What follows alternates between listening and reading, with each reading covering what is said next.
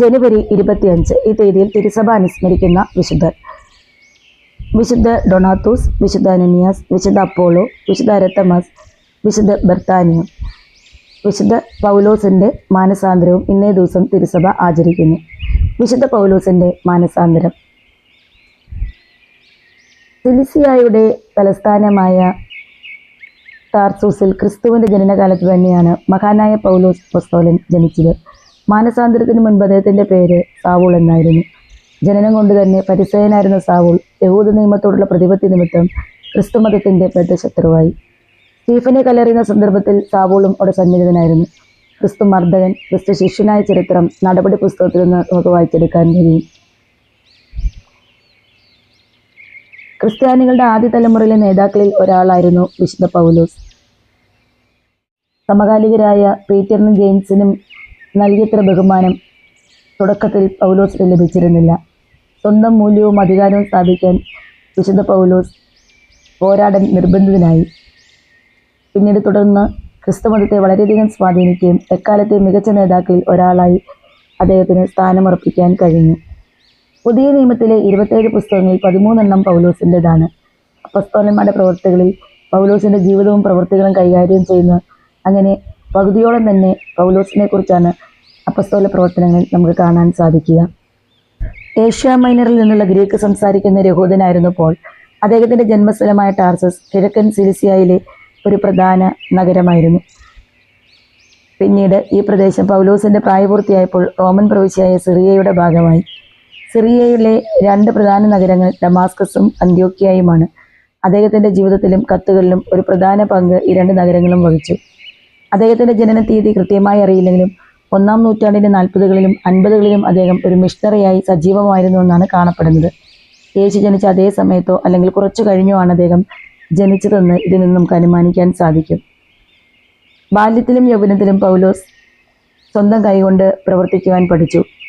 ക്രിസ്തുമതത്തിലേക്കുള്ള പരിവർത്തനത്തിന് ശേഷവും അദ്ദേഹത്തിന്റെ കൂടാര നിർമ്മാണമായ വ്യാപാരം തുടർന്നുകൊണ്ടിരുന്നു. പോൾ തന്റെ ജീവിതത്തിന്റെ ആദ്യ പകുതിയുടെ ഭൂരിഭാഗവും പുതിയ ക്രിസ്ത്യൻ പ്രസ്ഥാനത്തെ പീഡിപ്പിക്കാൻ ചെലവഴിച്ചു. ഈ പ്രവർത്തനത്തെ അദ്ദേഹം പലതവണ പരാമർശിച്ചിട്ടുണ്ടായിരുന്നു.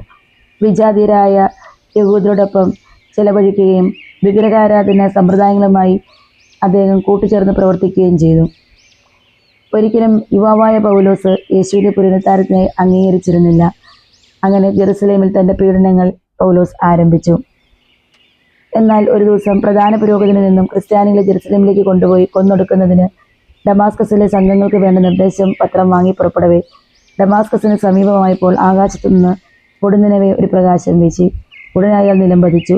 സാവൂൾ, സാവൂൾ, നീ എന്തിനാണ് എന്നെ പീഡിപ്പിക്കുന്നത് എന്നൊരു സ്വരം അയാൾ ശ്രവിച്ചു. കർത്താവേ, അങ്ങ് ആരാണ്? അയാൾ ചോദിച്ചു. നീ പീഡിപ്പിക്കുന്ന നസറത്തുകാരനായ ഈശോയാണ് ഞാൻ. അവിടുന്ന് ഉത്തരമരളി. കർത്താവെ, ഞാൻ എന്ത് ചെയ്യണമെന്നാണ് അങ്ങ് ആഗ്രഹിക്കുന്നത്? സാവൂൾ വിനയപൂർവ്വം ചോദിച്ചു. പട്ടണത്തിലേക്ക് ചെല്ലുക, എന്ത് ചെയ്യണമെന്ന് അവിടെ വെച്ച് നിന്നോട് പറയും എന്നായിരുന്നു മറുപടി. സാവൂൾ എഴുന്നേറ്റു. കണ്ണുകൾ തുറന്നിട്ടും അദ്ദേഹത്തിനൊന്നും കാണാൻ പാടില്ലായിരുന്നു. സഹയാത്രികർ അദ്ദേഹത്തെ കൈക്ക് പിടിച്ച് ഡമാസ്കസിലേക്ക് കൂട്ടിക്കൊണ്ടുപോയി. അവിടെ അദ്ദേഹം 3 ദിവസത്തേക്ക് കാഴ്ചയില്ലാതെയും ഭക്ഷിക്കാതെയും പാനം ചെയ്യാതെയും കഴിഞ്ഞുകൂടി.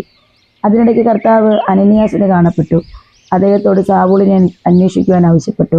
ആ മനുഷ്യൻ ക്രിസ്ത്യാനികളെ ഞെരുക്കുന്നവനാണല്ലോ എന്ന് അനനിയാസ് പറഞ്ഞപ്പോൾ കർത്താവ് അരുളി ചെയ്തു. വിജാതിയുടെയും രാജാക്കന്മാരുടെയും ഇസ്രായേലിന്റെ ഇടയിൽ എൻ്റെ നാമം എത്തിക്കാൻ ഞാൻ തിരഞ്ഞെടുത്തിരിക്കുന്ന ഉപകരണമാണ് അയാൾ. എൻ്റെ നാമത്തെ പ്രതി എന്തെല്ലാം കഷ്ടതകൾ അനുഭവിക്കേണ്ടി വരുമെന്ന് ഞാൻ അയാൾക്ക് കാണിച്ചു കൊടുക്കും. അനനിയാസ് സാവൂളിന് ജ്ഞാനസ്നാനം നൽകി. അദ്ദേഹം കാഴ്ച പ്രാപിച്ചു.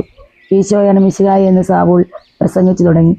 യഹൂദന്മാർ അദ്ദേഹത്തെ വധിക്കാൻ കെണികൾ ഒരുക്കുകയാണെന്ന് ഗ്രഹിച്ച ശിഷ്യന്മാർ രാത്രി സമയത്ത് അദ്ദേഹത്തെ ഒരു കുട്ടയിലിരുത്തി കാവൽക്കാർ കാണാതെ നഗരഭിത്തിയിലൂടെ മുകളിലൂടെ താഴേക്ക് ഇറക്കി. അപ്പസ്തോല പ്രവർത്തനം 9-ാം അധ്യായം 1 മുതൽ 25 വരെയുള്ള വാക്യങ്ങളിലാണ് നമുക്ക് കാണാൻ കഴിഞ്ഞത്.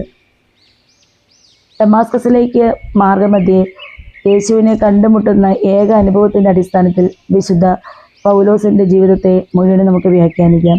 തന്റെ ചടുലമായ വ്യക്തിത്വത്തിന്റെ തീക്ഷ്ണതയൊക്കെയും പാഴായിരിക്കുന്ന ഒരൊറ്റ നിമിഷം കൊണ്ട് അദ്ദേഹം തിരിച്ചറിഞ്ഞു. നീ പീഡിപ്പിക്കുന്ന യേശുവാണ് ഞാൻ എന്ന ഏകവാക്യം. കുറ്റവാളികളെപ്പോലെ ഞാൻ വലിച്ചിരിച്ചുകൊണ്ടിരുന്ന ഒരു സമൂഹത്തോട് മുഴുവനും നിഗൂഢമായി താതാമ്യപ്പെടുന്ന യേശുവിനെ തിരിച്ചറിയുവാൻ സാവൂളിന്റെ കണ്ണുകൾ തുറന്നു. തുടർന്ന് അനുരഞ്ജനത്തിന്റെ ശുശ്രൂഷയിൽ ക്രിസ്തുവിന്റെ ദാസനായി തീർന്ന് ഏകരക്ഷകനെ അനേകർക്ക് വെളിപ്പെടുത്തി കൊടുക്കുവാൻ തൻ്റെ ശക്തിയാക്കുകയും അദ്ദേഹം ഉപയോഗിച്ചു. എല്ലാ മനുഷ്യരെയും ക്രിസ്തുവിൽ പക്വത പ്രാപിച്ചവരാക്കുവാൻ വേണ്ടി ദൈവം തന്നെ ഉണർത്തിയ ശക്തി കൊണ്ട് അദ്ദേഹം കഠിനമായി അധ്വാനിച്ചു.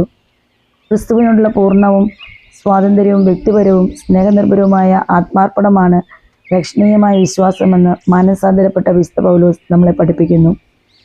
ക്രിസ്തു ശിഷ്യനായി മാറിയ പൗലോസ് നിരവധി യാതനകൾ അനുഭവിച്ച് സുവിശേഷം പ്രസംഗിക്കുകയും ഒരുപാട് അത്ഭുതങ്ങൾ ചെയ്യുകയും ചെയ്തിരുന്നു.